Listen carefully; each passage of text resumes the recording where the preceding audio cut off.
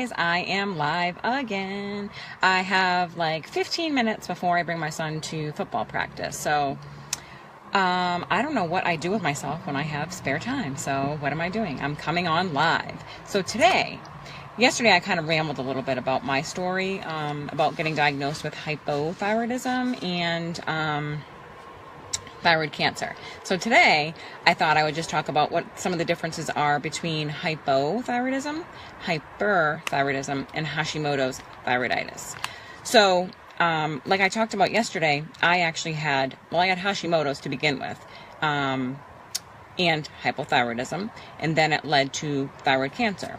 So basically, people who have hypothyroidism and Hashimoto's are at a much greater risk for developing thyroid cancer at some point. So I touched upon a little bit some of the symptoms yesterday, but some of the major symptoms of hypothyroidism would include like intolerance to cold, not being able to like stand outside in the cold because your like fingers and your toes get like really numb and like they turn like white. It's almost like Raynaud's disease, if people know what that is. But so many things, like on a mental note, I remember going through grad school at the time when I was diagnosed, and I remember like having like severe brain fog. I couldn't read a book and I couldn't study, and I thought I was just stupid. I had no clue that it was thyroid. But the other really significant issue with hypothyroidism is you're forgetful and you can't concentrate. So like you could read the same sentence in a book like 10 times and you're like, I have no idea what I just read. Another huge one for me was depression. I was like severely depressed and I had no idea why. Full disclosure, I actually went on an antidepressant because I thought like something was wrong with me.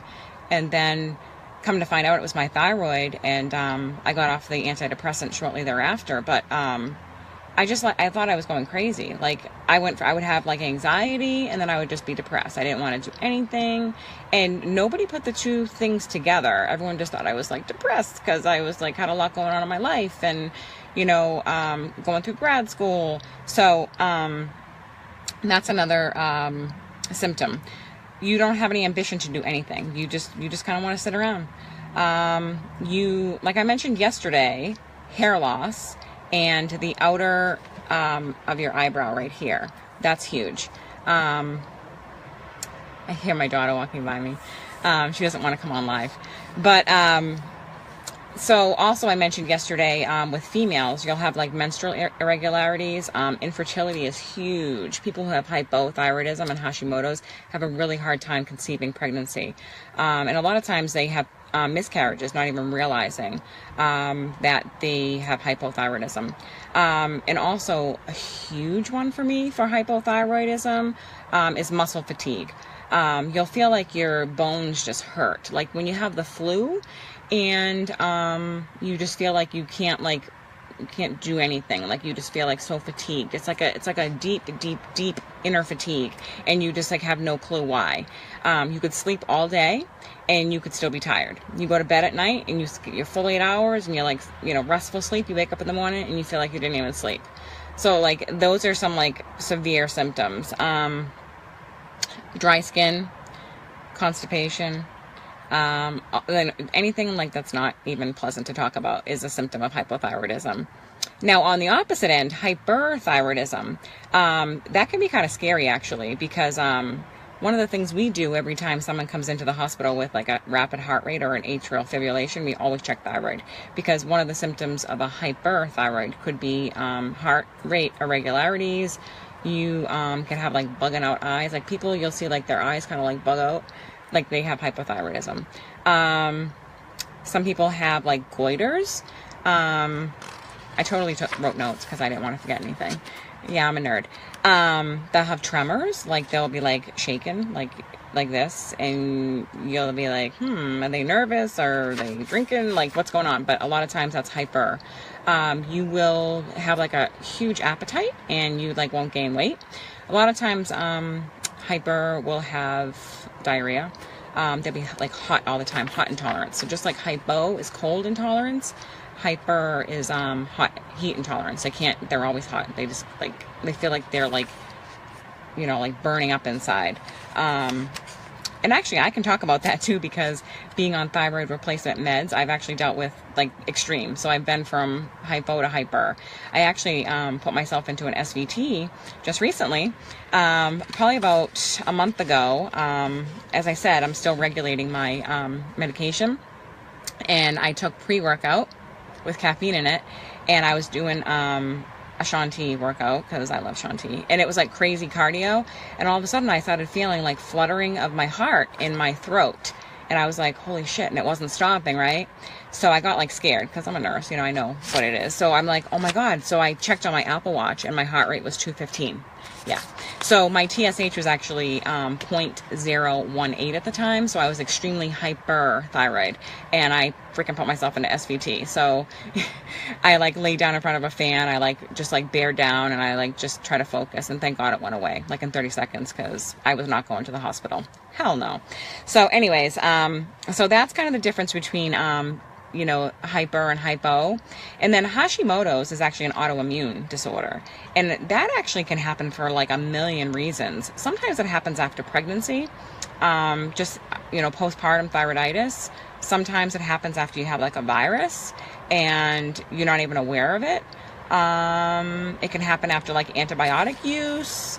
It can happen from stress. Oh my gosh, stress can do it. It could be from like certain foods that you're eating, certain environmental toxins. So honestly, I feel like I was like the perfect setup for Hashimoto's, hypo, everything, because I was like extremely stressed out. I was in grad school. I already had hypothyroid stuff. I already had like pretty much every single symptom. So it was like a perfect setup for Hashimoto's. And I think I went on for a long, long time with it, and then hence the thyroid cancer. So, one of the risk factors, like I mentioned earlier, is if you have, hi Kylie, if you have hypo for a long time, you're at a higher incidence to develop cancer. So that's why I'm like stressing about this topic lately. And actually, the other reason is I work in a hospital. I'm a nurse practitioner. A lot of people on my page know that. And recently I've seen an uprise in thyroid cancer and goiters and Hashimoto's, but mostly thyroid cancer.